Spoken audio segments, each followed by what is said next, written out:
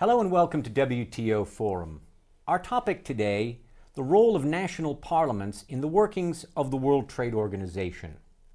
While it's true that international trade agreements are negotiated and agreed at multilateral level, their legitimacy flows from the fact that they are written into law by national parliaments. So, parliaments have a key role in providing the legal underpinning for WTO agreements. But can that role be expanded? What is the role of parliaments in the broader context of WTO activity? Should it be expanded, and how can that take place? We're very fortunate to have with us today two parliamentarians with great knowledge of trade. We have Asامة الكردي, a member of Saudi Arabia's Shura Council, and Senator Donald Oliver, chairman of the Canadian Interparliamentary Union. Gentlemen, welcome to you both. Thank you very much. Mr. Al-Kurdi, let's start with you.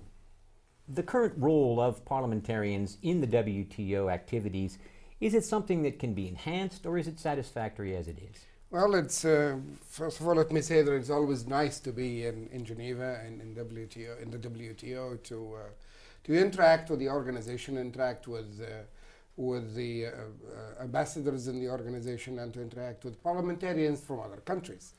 This kind of interaction is important not only because it will eventually lead to the support the parliamentarians will give to the agreements of the WTO, but it's also extremely important as it relates to the transfer of knowledge between the parliamentarians, between themselves, and also between them and the WTO. The end result is, in my opinion, is positive for everybody involved, and of course will definitely enhance the role that the parliamentarians will play later on in the stage of approving these the agreements, and it makes them an integral part of not only what is happening now, but also in possible future plans for the WTO beyond the Doha round. Senator Oliver, your thoughts? Well, the WTO really needs to have a parliamentary dimension to its activities, and Pascal Lamy understands this, and as recently as earlier today, he has said that the Doha round really cannot be completed without the help and the assistance of parliamentarians globally. There's only one organization in the world that represents the parliaments of the globe, and that's the Interparliamentary Union. And right now there are more than 150 countries that are members of that union, and with this union we can actually help build a parliamentary dimension to the WTO that it needs. And there are many fundamental things that the IPU and parliamentarians can do to assist and aid the WTO in doing its work. For instance, the parliamentarians should be monitoring on a daily basis the activities of the WTO. There should be an exchange of information about what parliaments are doing in relation to trade and other aspects of the trade agreements with the WTO. In addition to that, the parliamentarians through the IPU should be using the opportunity to urge certain particular activities of the WTO that will comply with the things that parliamentarians will need when, as Mr. Al-Kurdi has said, when it comes time to pass the enabling legislation to put into effect the things that the negotiators do, it'll be great if the parliamentarians understand the process better. So those are some of the things that are really a part of the relationship between parliamentarians and the WTO. There are some very specific points raised by Senator Oliver there. Mr. Al-Kurdi, do you see your parliament, your parliamentarians, lawmakers in Saudi Arabia taking a more active role in WTO work, the Doha round, and other elements? Thank you, Keith. That's a very good point. It brings to mind an interesting experience in Saudi Arabia when we were voting on the agreement for Saudi Arabia's accession to the WTO almost 6 years ago.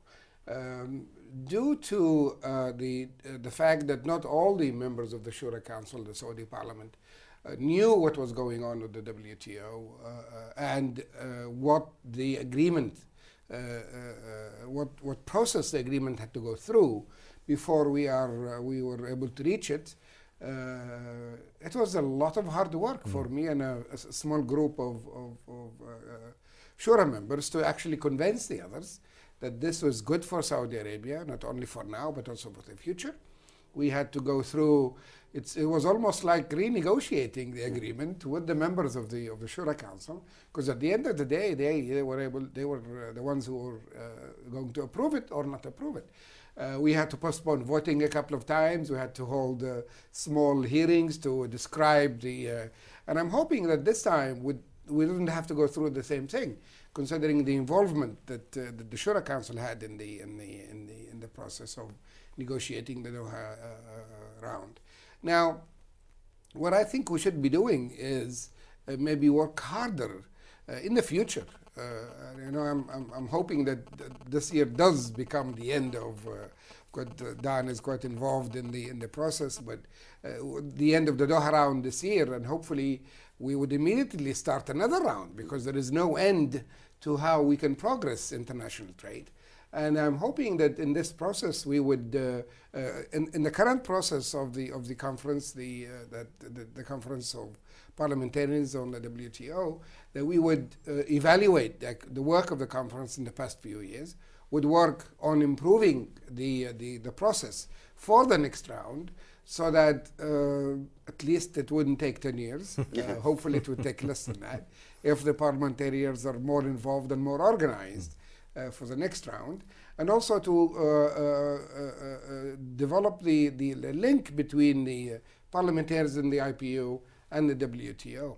But more importantly, let the governments know that now the parliamentarians are going to be part of the negotiations.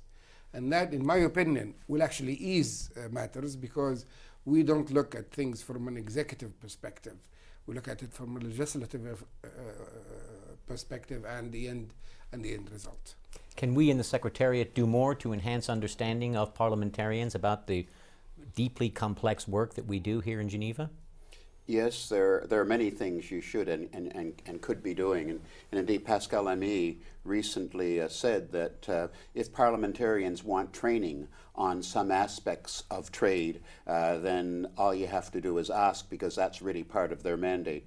But I should say this, that the Interparliamentary Union, again, which is the largest group of parliamentarians in the world, over 150 countries, it is now going to do a self-assessment of its relationship with the WTO.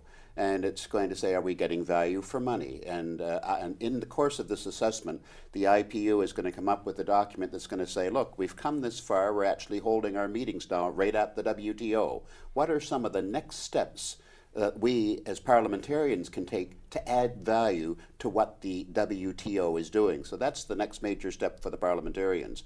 And there are several things that can be done to add value. For instance, we had a session during these meetings where we had some of the key negotiators on the stage making a presentation and then answering questions posed by members of parliaments from around the world. That was good.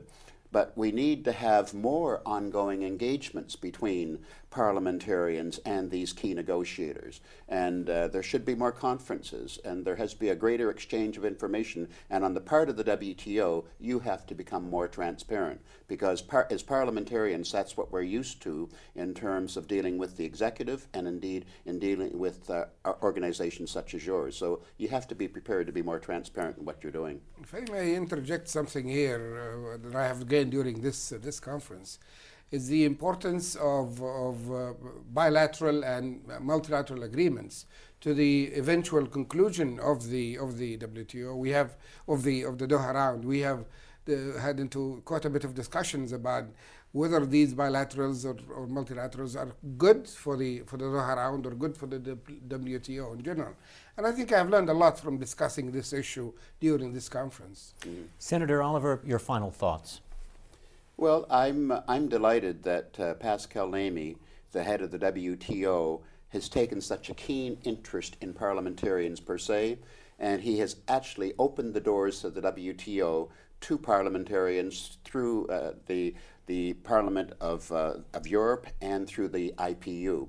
And he has also indicated that he would like to see this relationship develop further, And that can only help the negotiations and can only help trade throughout the world. So I think that's a wonderful, wonderful indication on the part of the WTO.